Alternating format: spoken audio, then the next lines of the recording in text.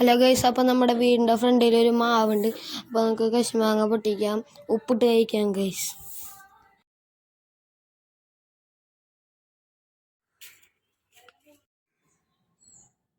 ഇതേ ഗൈസ് മാങ്ങ നിൽക്കണം. അപ്പം നമുക്ക് മാങ്ങ പൊട്ടിച്ച് തിന്നാം. രണ്ടെണ്ണം പൊട്ടിക്കുന്നു, ഒരെണ്ണം വീഴുന്നുണ്ട്, ഒരെണ്ണം കൂടി ആവശ്യം വരും.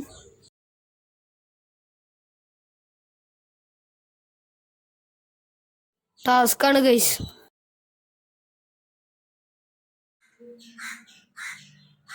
ഉപ്പിട്ട് കഴിക്കാം ഗൈസ്. അപ്പം നമുക്ക് 2 മാങ്ങ മതി ഗൈസ്. അപ്പം നമുക്ക് ഉപ്പിടാം, മിക്സ് ചെയ്യാം.